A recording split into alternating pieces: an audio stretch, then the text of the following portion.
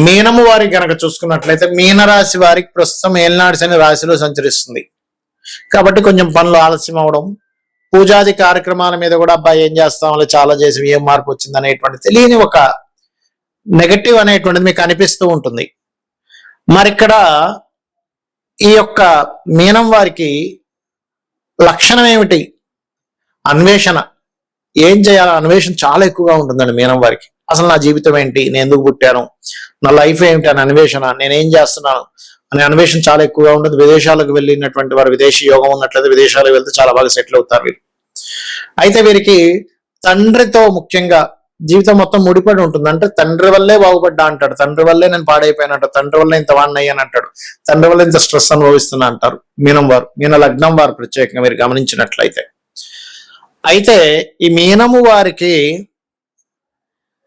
ఏ దేవతా ఆరాధన, ఏ క్షేత్రానికి వెళ్ళాలి, మరియు అందులో ఉన్న నక్షత్రాల పరంగా ఏ ధ్యానం చేసుకోవాలి, అక్కడికి వెళ్ళి ఏ దానం ఇవ్వాలనేటువంటి అంశాలు చెప్తుంది. నేనైనప్పటికీ చెప్పిస్తుంది సాక్షాత్ లలితా అమ్మవారిగా భావిస్తూ ఆ లలితాంబిక అమ్మవారి యొక్క అనుగ్రహం మీకు పరిపూర్ణంగా కలగాలని మనస్ఫూర్తి కోరుకుంటూ, ప్రస్తుతం ఏనాడు శని నడుస్తుంది కాబట్టి కాస్త శనివారాలు ఆంజనేయ స్వామి టెంపుల్కి వెళ్ళడం మర్చిపోకండి. ఆంజనేయ స్వామి కానీ, కాలభైరవుడు ఆలయం కానీ, లేకపోతే స్కంద ఆలయం కానీ, నరసింహస్వామి ఆలయానికి కానీ వెళ్ళండి. ఖచ్చితంగా మీరు అనుభవం చూస్తారు. మీరు ఆహా ఓకే ఏనాడు శని ప్రభావం తగ్గుతున్నట్టుంది, ఏమిటి చాలా డిఫరెన్స్ వచ్చింది అనేటువంటిది. అలాగే మీరు వెళ్ళవలసిన క్షేత్రము సుబ్రహ్మణ్యేశ్వర స్వామి క్షేత్రాలు. మనకి పళని లేకపోతే చాలా ఉన్నాయి సుబ్రహ్మణ్య స్వామి క్షేత్రాలు. అలా సుబ్రహ్మణ్య స్వామి క్షేత్రాలకు వెళ్ళండి. అదేవిధంగా అక్కడికి వెళ్ళి సుబ్రహ్మణ్య స్వామి ఆరాధనతో పాటు అక్కడ అన్నపూర్ణాష్టకం చదవడం కానీ, లేకపోతే ముఖ్యంగా నక్షత్రాల పరంగా చూసుకుంటే పూర్వభాద్ర నక్షత్రం వారు దక్షిణామూర్తిని ధ్యానం చేయడం, ఉదయం నిద్రలేసిన దక్షిణామూర్తి ఆరాధన చేసుకోవడం మంచిది. అదేవిధంగా ఉత్తరాభాద్ర నక్షత్రం వాళ్ళు శివుణ్ణి లేకపోతే కాలభైరవుణ్ణి, రేవతి నక్షత్రం వాళ్ళు విష్ణువుని ఆరాధన చేయొచ్చు. అక్కడ క్షేత్రంలో ఆ విష్ణువు ఉన్నా, సుబ్రహ్మణ్య స్వామి ఉన్నా, లేకపోతే మన దత్తాత్రేయుడు ఉన్నా, శివాలయం ఉన్నా వెళ్ళొచ్చు. అయితే ఇక్కడ మనం ఎప్పుడైనా సరే క్షేత్రానికి వెళ్ళినప్పుడు అక్కడ ధ్యానం చేయడము అవన్నీ చేస్తాం, అక్కడ అన్నపూర్ణాష్టకం చదువుకోవడం చేస్తాం. కానీ ఇక్కడ ధ్యానముతో పాటు దానము కూడా ముఖ్యం, గుర్తుపెట్టుకోండి.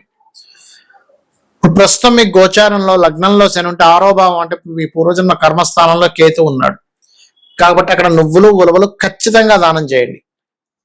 ఇంకా ఏం చేయాలి, 6లో మీకు మీ యొక్క జన్మజాతకంలో అంటే సింహరాశిలో మీకు 6వ భావం అంటే మీనం నుంచి సింహరాశి అవుతుంది. సింహంలో గనక మీకు ఉదాహరణకి ఏదైనా గ్రహం ఉంది, అప్పుడు ఆ గ్రహానికి సంబంధించిన దానాలు ఇవ్వండి. వీడియో ఎండింగ్ వరకు చూస్తే ఏ దానం ఇవ్వాలో తెలుస్తుంది. సింహంలో ఉండే గ్రహాలకు ఇవ్వాలి, కుంభ మకర రాశిలో ఉండేటువంటి గ్రహాలకి దానం ఇవ్వాలి ఏ గ్రహం ఉందో. కాబట్టి జనరల్ గా ఇవ్వవలసినవి మాత్రం నువ్వులు, గోధుమలు, ఉలవలు మాత్రం అక్కడ ఇవ్వండి. ఇచ్చినట్లయితే ఖచ్చితంగా మీ జీవితంలో చాలా స్పష్టంగా మార్పు అనేటువంటిది కనబడుతుంది. క్షేత్రానికి ఎందుకు వెళ్ళి చేయాలి అనేటువంటి సందేహం చాలా మందికి ఉంటుంది. ఏమి ఇంట్లో చేసుకోవచ్చు కదా, అదే శ్రీమన్నారాయణుడు వైకుంఠంలో ఉన్న శ్రీమన్నారాయణుడు లేకపోతే కైలాసంలో ఉన్న శివుడే గుళ్ళో ఉంటాడు, మన ఇంట్లో ఉంటాడు, మన లోపల ఉంటాడు అని చెప్తుంటారు కదా. అంటే ఇక్కడ క్షేత్రాలకు ఎందుకు వెళ్ళాలి అనే విషయం ముందుగా తెలుసుకోగలగాలి. క్షేత్రానికి ఒక మహిమలు ఉంటాయి, స్వయంభూ క్షేత్రాలు ఉంటాయి. ఆ స్వయంభూ క్షేత్రాలకి మన దేవతలు ఎవరెవరైతే ఉంటారో, అష్టదిక్పాలకులు కానివ్వండి, బ్రహ్మాది దేవతలు కానివ్వండి, వీళ్ళందరూ కూడా వచ్చి దర్శనాలు చేసుకుని వెళ్తుంటారు రోజు. దేవతలకి కూడా వాళ్ళ యొక్క టైం పీరియడ్ అనేది ఒకటి ఉంటుంది. అంటే ఒక మానవ మాత్రుడే తన యొక్క జీవితాన్ని తపశ్శక్తితో ఒక్కొక్క స్టేజ్ దాటుకుంటూ వెళ్తూ ఉంటాడు. ఇప్పుడు ఏ తపశ్శక్తి లేదు, ఏమీ లేదు, అధమ స్థాయిలో కూడా వెళ్ళిపోతాడు, ఒక పిశాచంగా మారిపోతూ ఉంటాడు, లేకపోతే ఇంకా నిహీనమైనటువంటి జన్మలు కూడా ఎత్తుతూ ఉంటాడు. అదే జీవుడు గనక తన యొక్క సాధనా మార్గంలో ముందుకు వెళ్తున్నా కొద్దీ యక్షులు గాను, గంధర్వులు గాను, దేవతలు గాను, సూర్య భగవాన్ రకరకాలుగా మారుతూ ఉంటాడు. ఇవన్నీ పోస్టులు మాత్రమే. ఇప్పుడున్న సూర్యుడు వేరు, కొంతకాలం తర్వాత ఆ పోస్ట్ ఇంకోలికి వస్తుంది, ఇంద్రుడు పోస్ట్ ఇంకోలికి వస్తుంది. అలాగా వీళ్ళందరూ కూడా ఒక మానవ మాత్రులుగా ఉన్నటువంటి జీవులు, ఈ ఆత్మలే రకరకాలుగా మారుతూ పురోగతి చెందుతూ ఉంటాయి. అలాగా ఆ దేవతలు, యక్షులు, గంధర్వులు, సిద్ధులు వీళ్ళందరూ కూడా భూమి మీదకి, ఎగ్జాంపుల్ తిరుపతి అనుకున్నాం, తిరుపతి మీదకి వస్తారు, తిరుపతి దగ్గరికి వస్తారు, లేకపోతే ఏ అరుణాచలమో లేనట్లయితే కాశీ అనుకుందాం, లేకపోతే శ్రీశైలం అనుకుందాం. ఇక్కడికి వచ్చి సూక్ష్మ రూపాలలో, అంటే మన కంటికి కనబడకుండా ఉండేటువంటి, మన కంటికి అందదు అది, రూపాల్లో వచ్చి అక్కడ వీళ్ళు తపస్సును ఆచరిస్తూ ధ్యానం చేసుకుంటూ మరలా వెళ్ళిపోతూ ఉంటారు సూక్ష్మ శరీరాల్లో. అందుకే చూడండి, మానస సరోవరం అని ఉంటుంది. మానస సరోవరం దగ్గరికి వెళ్తే మీకు అక్కడ రాత్రి సమయంలో, అంటే తెల్లవారుజామున రాత్రి సమయంలో కాంతి పుంజాల్లాగా ఆకాశం నుంచి ఇలా నక్షత్రాల రూపంలో ఆ యొక్క సరస్సులోకి వెళ్ళి స్నానం చేసి వెళ్తున్నట్టు మనకు అనిపిస్తూ ఉంటుంది, చూపిస్తూ ఉంటారు. మీరు యూట్యూబ్ లో కొడితే కూడా కనిపిస్తుంది. ఎక్కడి నుంచి వస్తున్నాయండి? మన మిగతా విశ్వంలో ఎక్కడా కూడా అలాగా భూమి మీదకి వచ్చి వెళ్తున్నట్టుగా కనిపించదే. అంటే మన శాస్త్రాల్లో చాలా స్పష్టంగా చెప్పడం జరిగింది ఈ విషయాలను. ఇప్పుడు నేను చెప్తున్నటువంటిది సూక్ష్మ రూపాలలో సిద్ధులు, గంధర్వులు, దేవతలు వీళ్ళందరూ క్షేత్రాలకు వచ్చి అక్కడ వాళ్ళ యొక్క తపశ్శక్తిని పెంచుకుంటూ మరలా వెళ్తూ ఉంటారు. అంటే వాళ్ళు ఎప్పటికప్పుడు పెంచుకుంటుండాలి. లేనట్లయితే ఒక సమయం వచ్చేసరికి వాళ్ళ తపోశక్తి అయిపోయింది, వాళ్ళ పుణ్యం అయిపోయింది అనగానే మళ్ళీ భూమి మీదకి వచ్చేస్తారు, మానవ రూపాలు దాలుస్తుంటారు. అందుకే చూడండి, వీళ్ళు గాంధర్వ కాంత, లేకపోతే ఒక పూర్వజన్మల్లో మనం చాలా పురాణాల్లో చదువుతూ ఉంటాం. పూర్వజన్మల్లో ఈవిడ ఒక యక్షిని, లేకపోతే ఒక గంధర్వకాంత, లేకపోతే ఒక సిద్ధుడు, అంటే సిద్ధుడే మళ్ళీ పుట్టాడు, ఒక దేవతా రూపం మళ్ళీ పుట్టింది. మనం భీష్ముడి యొక్క వృత్తాంతం కూడా చూసుకుంటే అష్ట వసువుల్లో ఒక వసువైనటువంటి భీష్మాచార్యుల వారు మనుష్య జన్మనిచ్చారని మనం చదువుకున్నాం, మహాభారతంలో ఉంటుంది. అంటే ఏమిటి? యక్షుడు భూమి మీదకి వచ్చాడు, గంధర్వులు భూమి మీదకి వచ్చారు, వసువులు భూమి మీదకి వస్తున్నారు. తపోశక్తి అయిపోయినా వాళ్ళకి కొంత శాప సంబంధంగా కావచ్చు, లేకపోతే కొన్ని కారణాల వల్ల కావచ్చు భూమి మీదకి వస్తూ ఉంటారు. అది జన్మనెత్తడం వేరు. మరలా ఈ జన్మలు మళ్ళీ భూమి మీదకి వచ్చి ఆ మానవ జన్మ ఎత్తకుండా ఉండాలనేటువంటి భావనతో వాళ్ళు ఎప్పటికప్పుడు తపశక్తిని పెంచుకుంటూ ఉంటారు.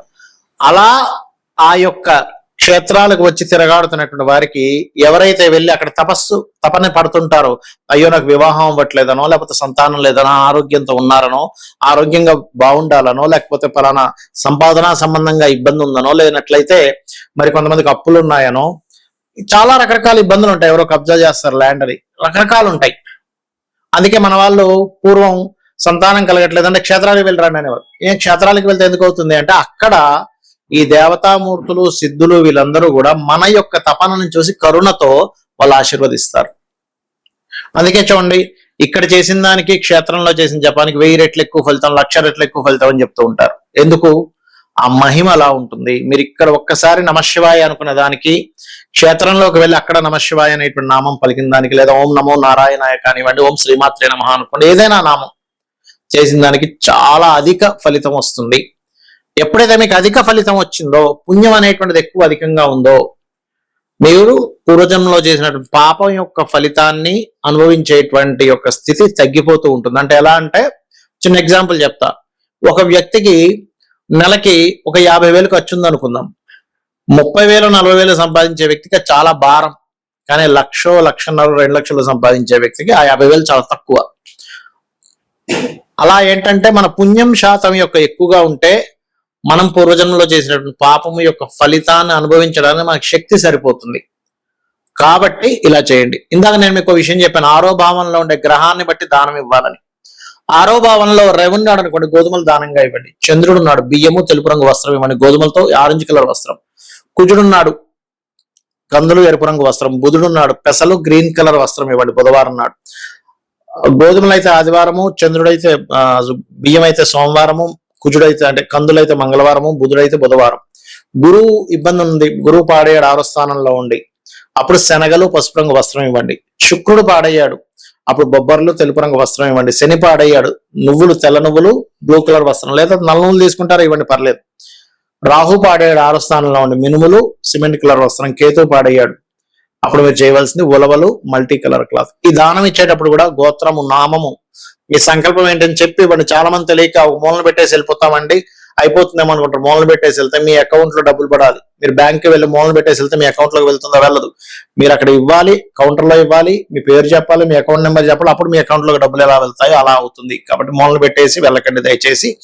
మీకు అంతగా ఎవరు తీసుకోవట్లేదు అనుకుంటే అప్పుడు ఆ పదార్థానికి ఇంకొక పదార్థం వేరుగా, అంటే నువ్వులు పెట్టకూడదు, గోవుకి పెట్టచ్చు, గోవు పెట్టచ్చు. కానీ ఎంతైనా మీరు సంకల్పం చదివి ఇవ్వడమే మంచి ఫలితాలు ఇస్తుంది.